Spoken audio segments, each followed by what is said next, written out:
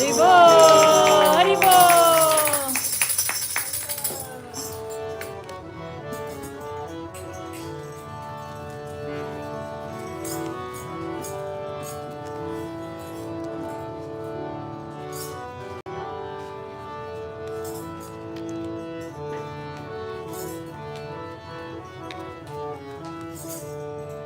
What time do we officially start? 6:30? 6:30?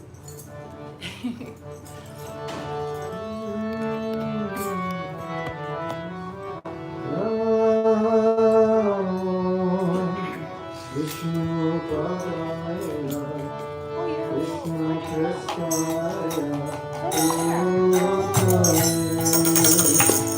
Let me grab my cards off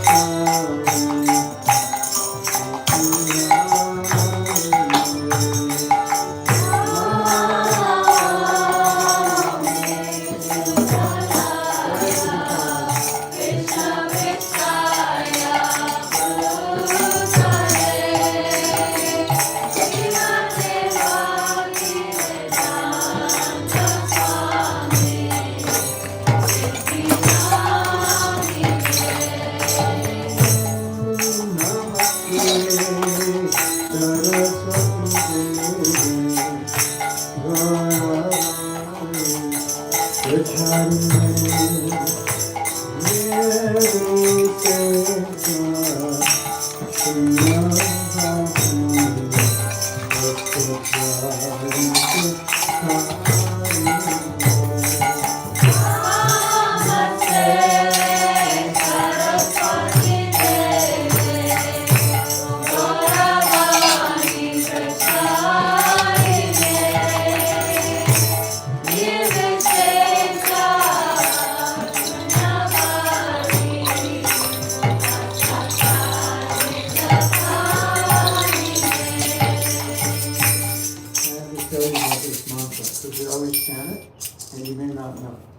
Would you like to know where it came from, what it means? Yes. So, Namo Vishnu Padaya is a generic mantra that's chanted by disciples of all gurus. It simply means I'm offering obeisances at the feet of my guru who's taken shelter of the feet of Lord Vishnu. Namo Vishnu Padaya means the feet of Vishnu. Krishna Prasthaya means very dear to Krishna. Bhutale on this planet, and then the name of the guru. So it's taken, I'm offering obeisances to the guru, and you say his name, who is very dear to Lord Krishna, having taken shelter to his feet. But the second one is not generic, but it's specific to Srila Prabhupada. And if you've ever chanted the Mangal Charma prayers, you'll see that there are different prayers for each guru. If you go through, it's not just Namo Vishnu Padaya for each guru, but they have specific prayers. And so those are prana mantras specific to that guru. So the devotees asked Prabhupada, very early on in the movement, not so early, maybe 1971 perhaps. 1970, 71. Because when I joined, we didn't have this mantra. It came, I think it was like 1970. I said, Srila Prabhupada, can we have a mantra for you? Like a specific personal prana mantra? He says, yes. So generally, the disciples read it. But we're all very new. And aside from that, I think Prabhupada wanted to write it because by writing it, he was stating his mission. So it's significant that he wrote it. So he's talking about himself, like how he wants to be understood. Namaste Saraswati Devi. My obeisances to the servant of Saraswati. That's, of course, Srila Prabhupada's spiritual master, Srila Bhakti Siddhanta Saraswati. My obeisances unto you, who I am your servant, Saraswati. Namaste, Saraswati. Obeisances to the servant of Saraswati. Gauravani Pracharine, who's preaching, Pracharine, or teaching, distributing. Gauravani, Vani means words, Gauravani, which are the words of Lord Chaitanya.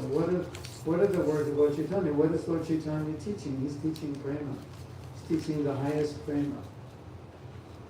He's teaching love that has never been given before.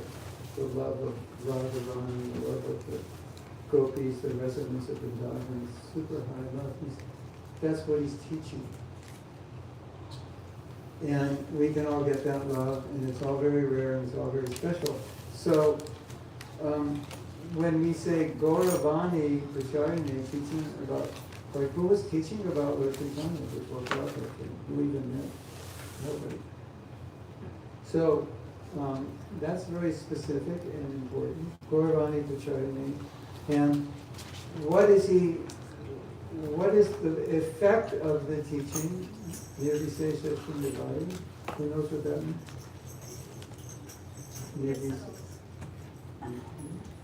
Void of but impersonalists and voidists, people like Buddhists who don't believe that nirvana is the ultimate kind of nothing material, nothing spiritual, kind of a void, and then impersonalists who want to become one with God. So Prabhupada's basically saying his mission is to teach about love of Krishna, which is personal, and Nirvisesha Shunyavadi, Paschatya. The Western worlds that are so merged in these impersonalist ideas of God and voidist ideas of God. And it's interesting because Prabhupada's mission was in the West. This is where he came. So he uses the word in his own prana mantra, Desha Tarine. Desha Tarine. Paschatya Desha Tarine means delivering the West. So his mission was to come to the West, give Lord Chaitanya, the words of Lord Chaitanya. Here comes Lord Chaitanya. To give Lord Chaitanya Nityananda's words. And by doing so, save the West that is becoming more and more, is drifting in the direction of an impersonal God. I'm God, you're God, we're all God. Which is basically saying there's no God. Everyone's God, nobody's God.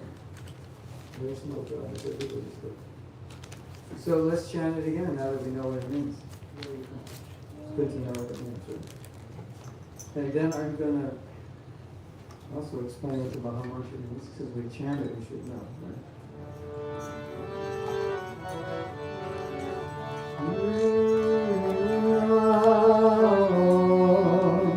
Vishnu Padaya, Krishna Prestaya, Bhutane, Srimati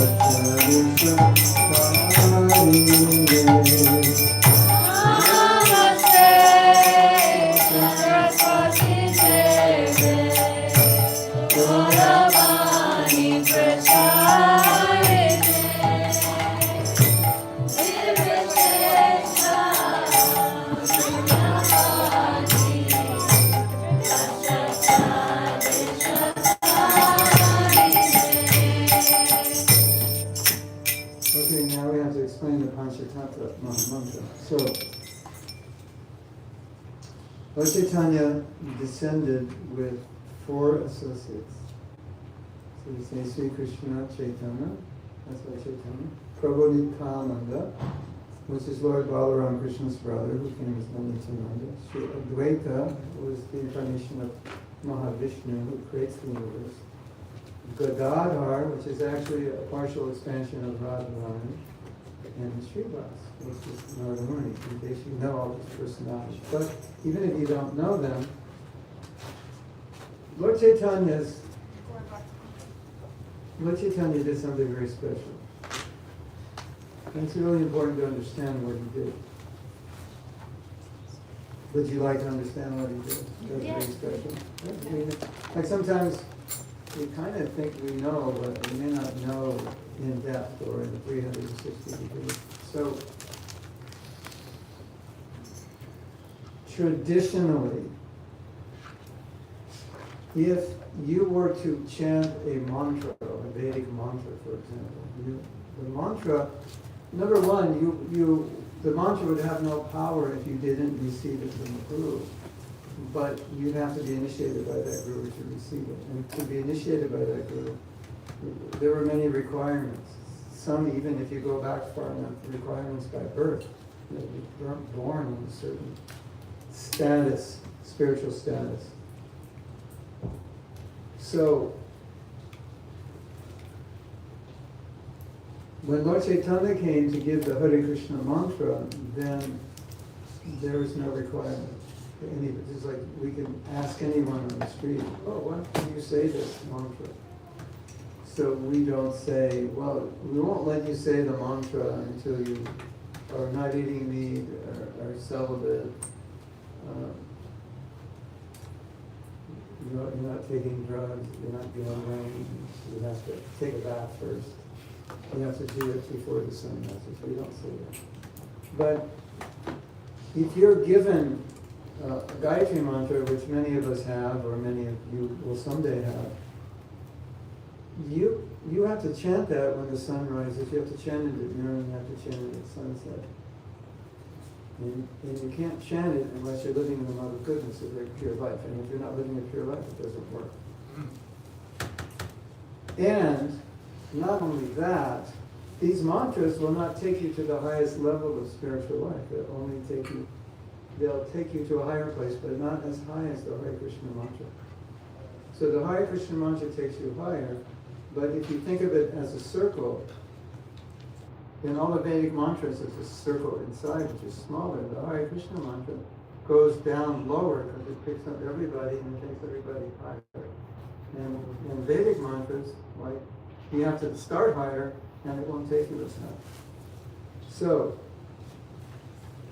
the Maha mantra is very powerful, but there's a problem. Krishna is non-different from his name, so he's in the mantra, but if we don't chant the mantra respecting it as Krishna, it doesn't have the same effect. And that's called aparada or offense. There's ways we can chant where we're not chanting with bhakti, with devotion, we're not chanting with focus. We're not chanting with prayer, and the Maha mantra doesn't have the same power. And as Kali Yugites, congratulations to all the Kali Yugites here. What do you call yourself in Pittsburgh? Pittsburghites? Yinzers. What? Yinzers. Yinzers. Why Yinzers? They say yins. Hey. Instead of y'all, they say yins. Oh, okay. We. I'm getting educated. I'm from California. So we don't say yins or y'all. We say, what's up, dude?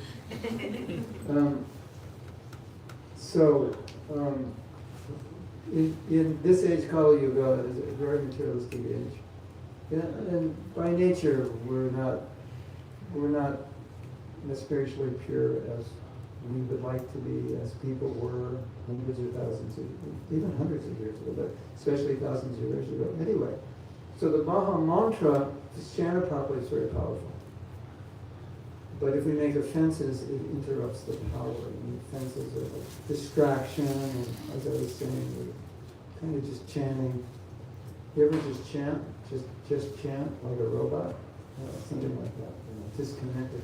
So, if we chant the Panchatattva mantra, Sri Krishna Chaitanya Prabhu Nityananda Shri Advaita Gadadhara Srivasadi Gaurava Vrinda, Prabhupada said, it frees us from the offenses, so that when we chant Hare Krishna, it'll work. What do you think of that? Sound good? Good or great? Great. So we're going to chant that now, and that's our meditation.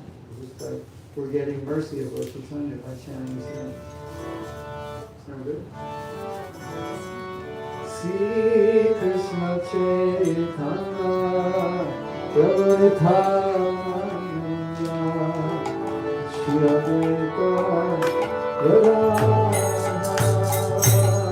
Srivasadi Gaurava Vrinda.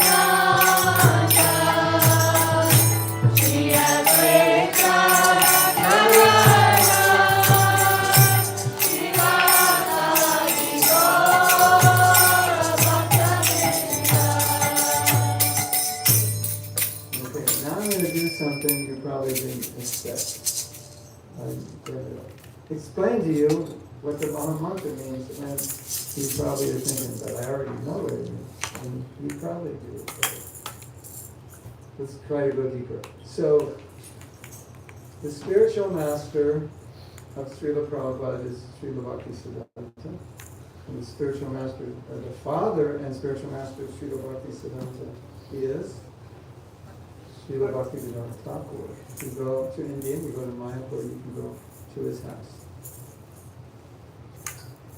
And Bhaktivedanta Thakur wrote extensively about the theology of the holy name, but he also wrote extensively about how to properly chant it to get the most out of it. And one of the things he said that is extremely important to understand for any mantra, he said, when you chant, you should connect with what the mantra means. You shouldn't. I mean, it's okay just to chant, but really you should connect with the vibration. Like, what is that vibration? What is the feeling? Where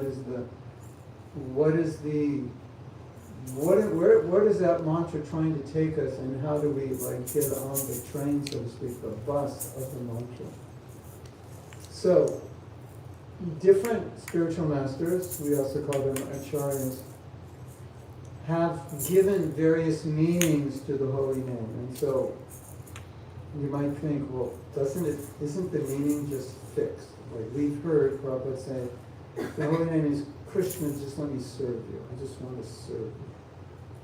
And that's one of the meanings, but it's not the only thing it means. So, but let's go with that meaning for now. So, we're chanting Hare Krishna, and it's just names of Krishna, Hare Krishna and Rama, Radha Krishna and Rama, it's just names of Radha and Krishna and Rama. So, Like if I'm chanting your name, I think, what's your name? Anisha, Anisha. And I like, it's just, okay, I'm calling your name, but why am I calling it? If I like you, I feel something. Anisha. Oh, Anisha. I could write a song about Anisha. Or Anisha, I need help. For some reason I'm calling you. So when you're calling Rama, Krishna, Radha, and Krishna, Hare Krishna, there's a feeling, there's a mood, there's some connection there. So when we say, Krishna, please engage me in your service, this is really, really deep. And we really need to understand what it is because it will make your chanting so much different.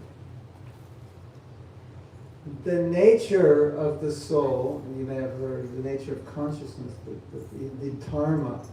You heard this word, sanatan dharma, eternal dharma. The eternal dharma, the nature of the soul, is to serve. And then, that's called real ego.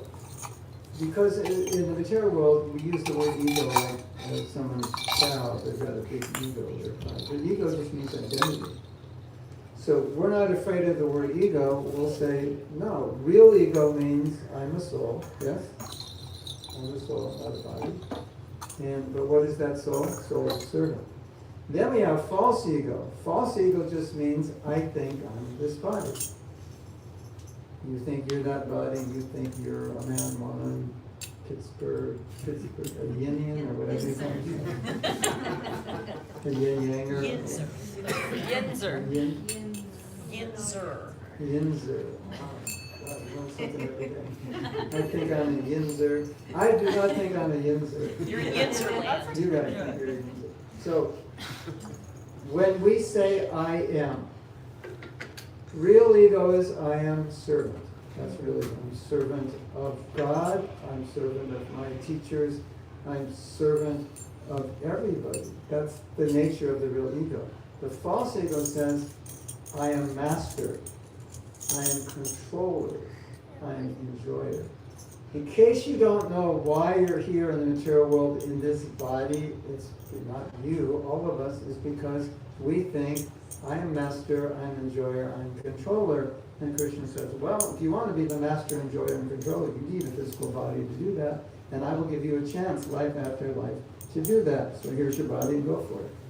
And then we're born, and whatever body we're born in, we think, I am male, female, this, and this age, my occupation. All the I am. So if you're asked to fill in all the I ams, I am 20 years old, I am a student at this university, I am of this religion, this gender, I ams. All those I ams other than I am the servant is called false ego. Ladies and gentlemen, and it's because of the false ego that our material existence began. False ego means if I, in the beginning, only identified as a soul and a servant, I wouldn't be here. We wouldn't be here. So I am a body. I am enjoyer, controller. In fact, in Sanskrit, does anybody know the Sanskrit for false ego? Aham means I and kara means koro. The Sanskrit for false ego is hamkara, which means aham means I and kara means do. Means I think like I'm basically thinking like I'm God. I do it all. I can do it all myself.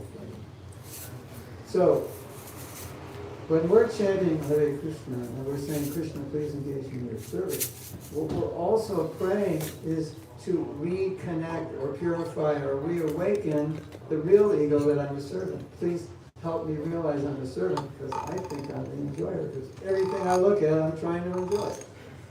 Oh, that looks good. Let's eat it. That looks beautiful. Let's smell it. That looks soft. Let's touch it. Oh, that sounds good. Let's hear it. Which one did I miss? Smell, nose, hear, touch, taste. Did I miss anything? I see. Oh, that, yeah. That beautiful sunset. Let's go see. Isn't it a fact? Like, that's conditioned soul. The pure devotee looks at everything and says, how can we use that for Krishna? This is cold. I'm cold and this is cold. And I'm trying to put on your neck. So everything, the ego of someone is pure is that everything in this world is meant for the service and enjoyment of God. It's not meant for me. And in case you don't know why you're not always happy 24/7, I will tell you right now. It's because you're trying to be happy 24/7. That's why. Because we are servants, we're not enjoyers. And so when we're trying to enjoy materially, we're not in our position. We're in a material position, we're not in our spiritual position. When we're trying to serve, then we're in our spiritual position. So that's why you're also happy when you're serving, and especially if you serve Krishna, then you don't have to think, if you serve Krishna, you can stop thinking about how to be happy. It'll just happen, you don't have to think about it. There's no more work. You know it's hard work to be happy, isn't it? Have you noticed? And I was hearing this Buddhist teacher, he said something so cool. They said, are you trying to be happy? He goes, no, because what's the opposite of happy? Distress. So if I try to be happy, I will certainly be distressed because it's duality. Oh, that's interesting.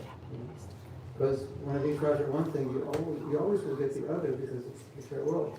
But a pure devotee just thinks everything's for Krishna's enjoyment. He's the enjoyer, and then we enjoy through his enjoyment. You like prasadam? Raise your hand if you like prasadam. Yeah. Well, that's enjoyed by Krishna. So now you get to enjoy it because you enjoy it. So it's something like that.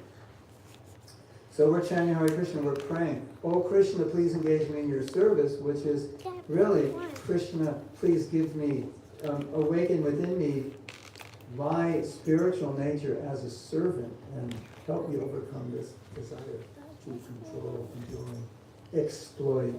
I mean, don't you think the world would be better if everyone thought they were a servant? A little bit. Putin comes over to the White House and goes, well, you know, Mr. Trump, how can we serve you? How can Russia serve you? What would you like us to do?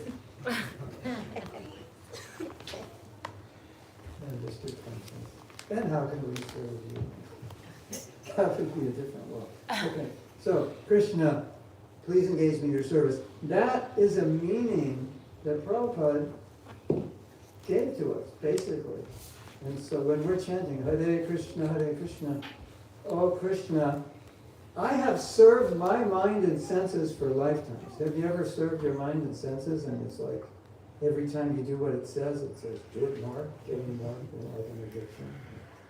So there's a prayer, I don't know what Shastra it's in, but the devotee is saying, my dear senses, you know, I've done whatever you asked me to do, and you show me no mercy, because no matter what I do for you, you want more.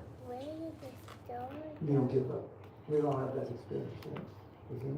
So when we're praying Hare Krishna, I want to serve you, we're also praying, Krishna, I have served my senses, I have served the illusions of this world for so long, and I've suffered so much. Please help me overcome that illusion or that illusory need to serve things, to serve my mind and senses, because it's unending. It's like Krishna says, you put gasoline in fire, it doesn't put it out. You know, like we give the example. You have an itch. I have an itch right here, so I can use my wrist as an example. I have an itch. Do you think by scratching it, it's going to get better? If I scratched it all night, would it get better or worse? Yeah, so have you had that experience? You fulfill a desire, and then there's a desire to fulfill it even more after you fulfill it. So that prayer, Hare Krishna, is Krishna, please, I've served your illusory energy. I've run after the illusions of the material world for unlimited lifetimes. And now I just want to serve you. Please help me. So the Maha Mantra is a prayer for help. Does that make sense? Is that good? It's good to connect when you're chanting like that. Yes? Because that's what it means. Connect what it means. Then you go deeper. But it doesn't stop there. There are many, many, many meanings. So one day, I was doing one week, I was doing a japa retreat up in the mountains. And it was like the fourth day, and on the fourth day, we just had one class, and the whole day we chant on our beads, japa, and we have 108 beads, and we try to chant 64 rounds, so we can do the math. It's about 8 hours. So after about 8 hours of chanting, I was supposed to lead kirtan, and I thought, I was just in a very good state after chanting all day, and I thought, for all these years I've been chanting the Maha Mantra, and it's so important that people to understand it. And I always had this thing in me, somewhere inside me, maybe we could chant it in English. Heretical, lightning bolts coming on my head. How dare you do that? No, I'm still alive, and I chanted it in English. Well, what I did was, I took different meanings of the name, and I sang them in English. So effectively, even though we're not chanting Krishna's name, we're chanting the Maha Mantra, this is what it means. So I've done that, that was like 3 years ago, I think, maybe 3 years ago, and I've taken it out for people who know nothing about Krishna consciousness. And it's helped them so much in their chanting, and I've done it with devotees. And we can do it tonight if you'd like. So I want to explain what we're going to sing, and so we get into it. So, O Radha, O Krishna, please engage me in your service. O my friend. So, this is something that Prabhupada said only once. The Maha Mantra means, O my friend. And Prabhupada says, well, Krishna gives you everything. Then Krishna's always guiding you from within. And not just in this life, in every life. So someone who's been with you for every life, who's giving you everything you need to live, who could be a better friend than that? Right? So he's the best friend. Oh, my friend. And then Prabhupada said another meaning of the mantra is, well, if Krishna is my friend, you're my friend, so I should help me be, you are my friend, help me be a good friend. Oh, my friend, please accept me. So this is interesting, because when we are coming to spiritual life, really what we're doing is we're turning around, because initially to come to be in this material world and stay in this material world, we had to turn our back in some way on Krishna. And you might say, well, I didn't turn my back. We turned it enough, or often enough, because our back is, we're not always turned to God. Even religious people turn their back on God, isn't it? And even sometimes you're in front of Him and you turn your back on. Have you ever chanted and turned your back on Krishna? Yeah, our mind goes off. We can turn our back on Krishna while we're looking at Him and be thinking about something else. It's possible. So we're saying, please accept me. Basically, we're saying, please help me turn around, come to you, and because I have forgotten you for so long, it's like, will you accept me back? Will you, Hare Krishna, will you accept me? I want to be connected with you, will you accept me? Let me help you understand this better. Because maybe some of you might say, well, you already accept us, which is true, because you will, but I have to tell you something that's really interesting. Would you like to hear something interesting you've never heard before? I guarantee you've never heard this before. And this took place in the retreat center in upstate New York. Yes, maybe 15 years ago. So we did an exercise, and the devotee guided us and said, close your eyes and imagine Krishna in your heart. So imagining Krishna in your heart. And it doesn't have to be that like super soul picture. It could be any Krishna that you're attracted to. So you imagine, like I imagined that picture there basically. They say that looks like Krishna more than anything. That picture right over there. So it was kind of the picture I was imagining. Yeah, that picture above here, right there. That picture, maybe when I became a devotee, that was in the temple. So I was imagining that picture. And then she said, now imagine that Krishna that you're imagining in your heart came out of your heart and was sitting in front of you. And now he's sitting in front of you and you're going to chant at him. And practically everyone had a very interesting experience. Could you imagine sitting in front of Krishna? This is the person you turned your back on.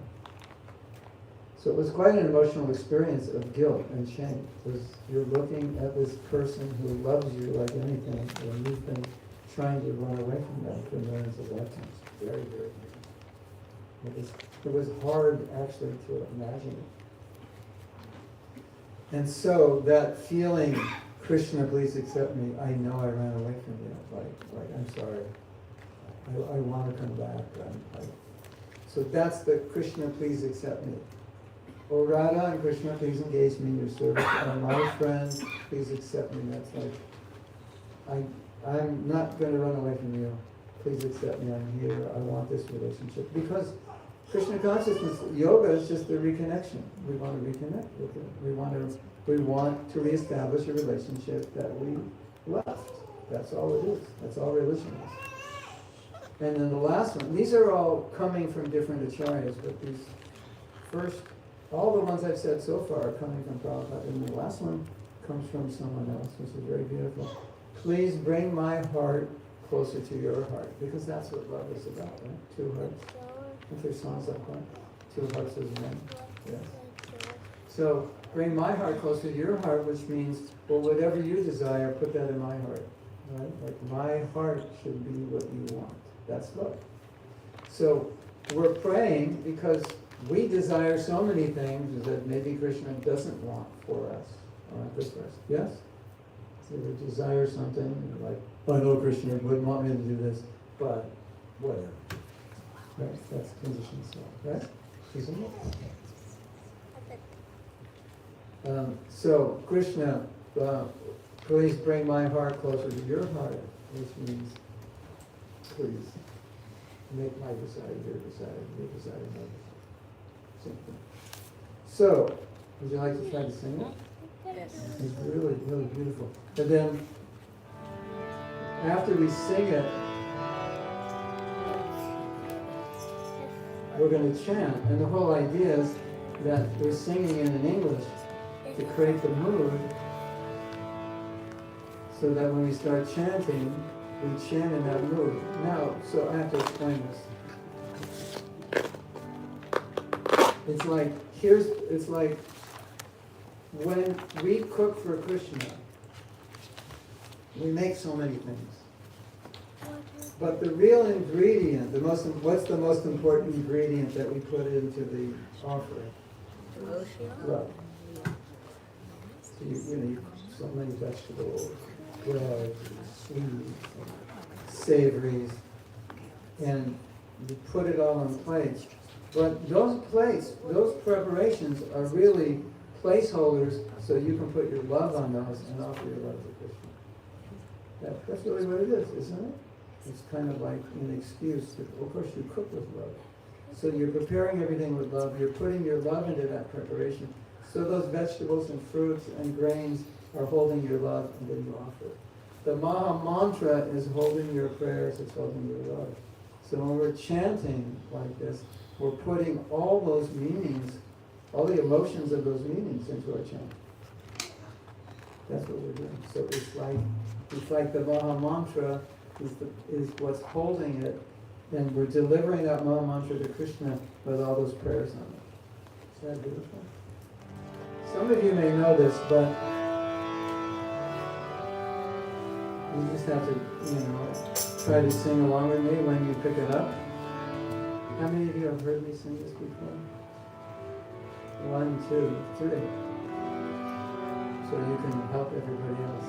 Oh Radha, oh Krishna, please engage me in your service.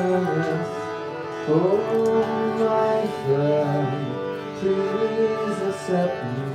You know this.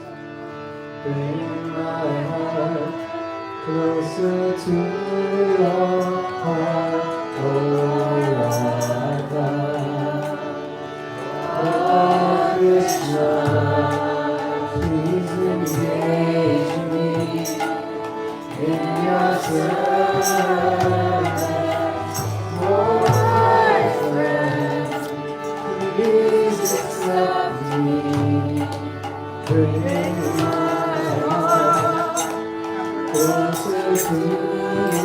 can sing, you can try to sing with me. Hare Krishna, amazing grace, in your my friend, please accept me, bringing my heart closer to your heart. Oh, Radha, everyone. Oh, Krishna, please engage me in your service.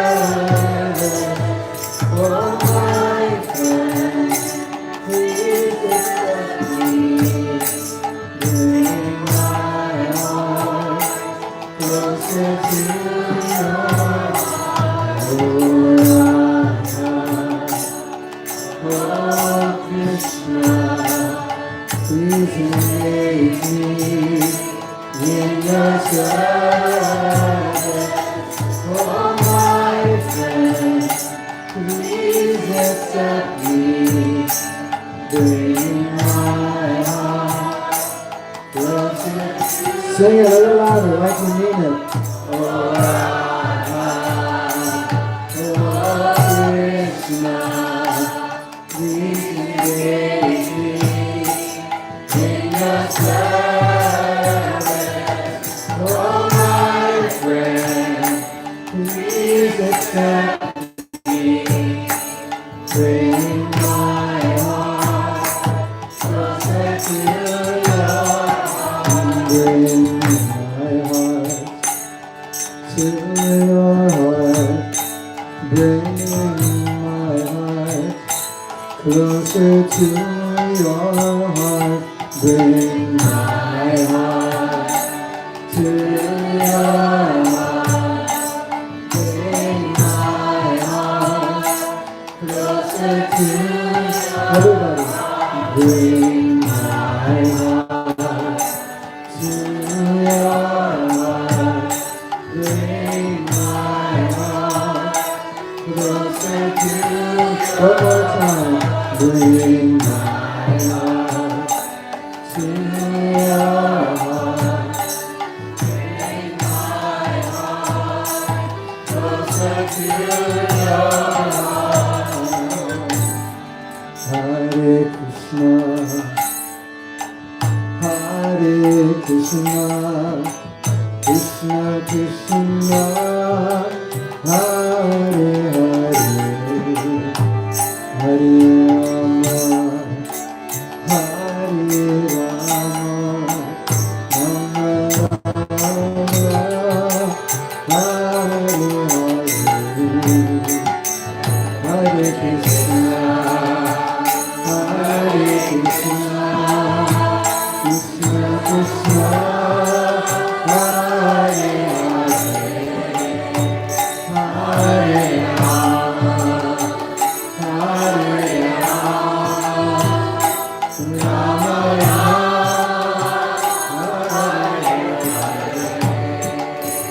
Hare Krishna, Hare Krishna, Krishna Krishna, Hare Hare, Hare Rama, Hare Rama, Rama Rama, Hare Hare, Hare Krishna, Hare Krishna, Krishna Krishna, Hare Hare, Hare Rama, Hare Rama,